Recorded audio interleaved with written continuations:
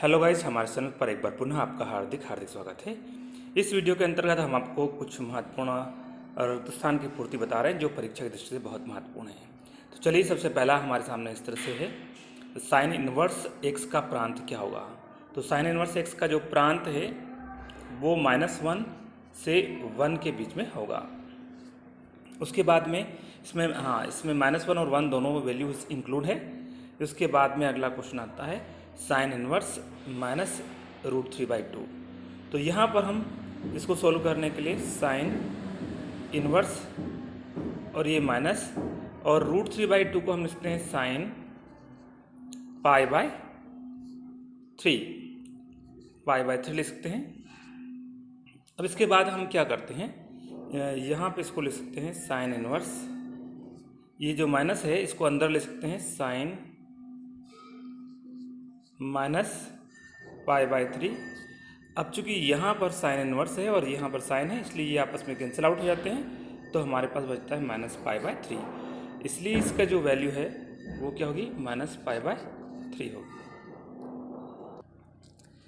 इसके बाद next question इस तरह से आता है, यदि इस क्वेश्चन नंबर 3 को हम देखें तो जो मैंने पार्ट अंडरलाइन किया है वो दोनों में सेम है। अब जब सेम है तो ये हो जाता है cos inverse theta plus sine inverse theta, और जब कोस इनवर्स थीटा और साइन इनवर्स थीटा जो होता है वो क्या होता है, पाई/2। तो यहाँ पे हमारे पास दोनों जगह वैल्यू सेम है, इसलिए इसकी वैल्यू क्या जाएगी, पाई/2। इसके बाद नेक्स्ट क्वेश्चन इस तरह से आता है, क्वेश्चन नंबर 4, वो भी बिल्कुल सेम टू सेम पिछले क्वेश्चन जैसा ही है। यहाँ देखें, अब जो मैं अंडरलाइन पार्ट कर रहा हूँ दोनों में सेम है। अब ये यदि देखें तो ये क्या बन गया है, cos inverse x plus sine inverse x, या sine inverse x plus cos inverse x, जो पाई/2 होता है। तो अब हमारे पास क्या हो जाता है, ये जो स्थिति बन जाती है, साइन तो अपनी जगह है ही है, लेकिन ये वाला जो भाग है ये क्या हो गया, पाई/2। और साइन पाई/2 का मतलब होता है साइन 90, और साइन 90 का मतलब होता है 1, इसलिए इसका मान क्या होगा, 1 होगा। अगले क्वेश्चन की ओर चलते हैं। अगला क्वेश्चन इस तरह से है, तो आइए अगले प्रश्न को देख लेते हैं। अगला प्रश्न, 5वां प्रश्न इस तरह से है, cot inverse alpha plus cot inverse beta equal to cot inverse x. या तो आप इसको कोट को 10 में बदल कर सकते हैं, या सीधा फार्मूला आपको पता होना चाहिए। ये होता है, ये जो मैं अंडरलाइन कर रहा हूँ पूरा पार्ट, इसको हम लिख सकते हैं इस तरह से, कोट इनवर्स अल्फा बीटा -1 अपन बीटा प्लस अल्फा, या अल्फा प्लस बीटा कोई भी लिख सकते हैं, इक्वल टू क्या जाएगा, कोट इनवर्स एक्स। इसलिए एक्स इक्वल टू क्या जाएगा, एक्स इक्वल टू हमारे पास हो जाएगा alpha beta -1 upon alpha plus beta. तो इसका आंसर ये रहेगा। चलिए इसके अगले क्वेश्चन की ओर चलते हैं, या मैं सीधे आंसर यहाँ पर लिख दूँ।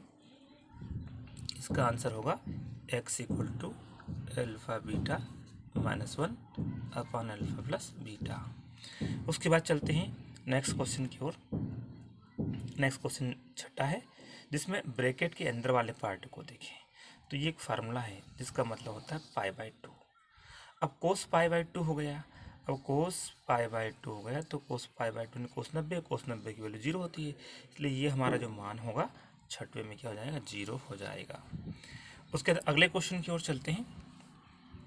अगले क्वेश्चन को सॉल्व करने के लिए ध्यान दीजिए, इसको सॉल्व करते हैं। अब इसको सॉल्व करने का मतलब होता है, ये होता है पाई/3। ये कितना होता है, पाई/3 plus cot inverse x equal to पाई/2। अब हम क्या कर देंगे, पक्षांतर करेंगे तो हमारे पास आ जाएगा एक्स इक्वल टू पाई/2 माइनस पाई/3। और इसको जब सोल्व करते हैं तो मैं यहाँ ऊपर लिख लेता हूँ, एलसीएम आएगा 6, और ये 3 पाई - 2 पाई यानी कि पाई, तो ये पाई/6 होगा। तो इस तरह से आप देख पा रहे हैं कि इसका जो वैल्यू होगी वो क्या जाएगी, पाई/6 होगी। उसके बाद नेक्स्ट क्वेश्चन की ओर चलते हैं। नेक्स्ट क्वेश्चन इस तरह से है। इसके बाद क्वेश्चन नंबर 8 का नंबर आता है। क्वेश्चन नंबर 8 में आप देख पा रहे हैं कि क्वेश्चन नंबर 8 जो है उसमें मुख्य मान पूछा गया है। तो देखिए, कोस का मुख्य मान होता है पाई से 180 में, इसलिए हम इसको यहाँ पर लिख सकते हैं इस तरह से, कोस इनवर्स, और ये उसके बाद में कोस, और 13 पाई/6 है, इसको लिखते हैं हम 2 पाई + पाई/6, ऐसा लिख सकते हैं। और कोस 2 पाई/6 जो होता है वो आगे हम लिख सकेंगे इसको कोस इनवर्स कोस, और इसको लिखते हैं पाई/6। अब चूँकि कोस से कोस कट जाएगा इसलिए हमारे पास क्या आएगा, कुल पाई/6 आएगा। इसलिए और पाई/6 किस रेंज में है, वो है 0 से 180 की रेंज में, यानी कि पाई की रेंज में है, इसलिए हमारा ये आंसर सही है।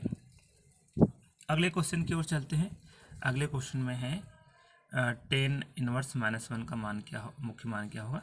तो देखिए ये तो सीधा -पाई/4 होगा, आपको पता चल ही रहा है, क्योंकि यहाँ पे हम इसको लिखते हैं अंदर 10 -पाई/4। चलिए इस तरह से -पाई/4 हो गया। उसके बाद नेक्स्ट क्वेश्चन की ओर चलते हैं। तो आइए नेक्स्ट क्वेश्चन को देख लेते हैं। नेक्स्ट क्वेश्चन नंबर है 10, इसमें लिखा है cos inverse √3/2 plus cos inverse -1/2 का मान ज्ञात कीजिए। देखिए सबसे पहले इसमें पहले पार्ट का हम मान लिखते हैं। तो पहला पार्ट ये है, इसका मतलब होता है इसको लिखते हैं पाई/6, और उसके बाद जो सेकेंड पार्ट है ये वाला, इसको लिखते हैं 2 पाई/3। अब इन दोनों को जोड़ें तो इनका एलसीएम लेंगे तो हमारे पास आएगा यहाँ पर 6, ये 6 दूनी 6 गुना 6, और तो ये क्या जाएगा पाई, और 3 दूनी 6, तो ये कितना जाएगा 2 दूनी 4 पाई।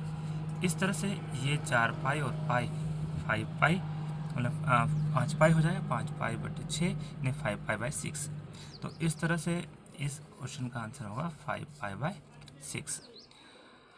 इस तरह से हम हमारे मैथ्स के जो अगले चैप्टर हैं उनके भी हम ऑब्जेक्टिव और रिक्त स्थान की पूर्ति संबंधी जो प्रश्न हैं आपको डालते रहेंगे, हल करके बताते रहेंगे। हमारे इस वीडियो को देखने के लिए बहुत बहुत धन्यवाद साथियों। जय हिंद, जय भारत।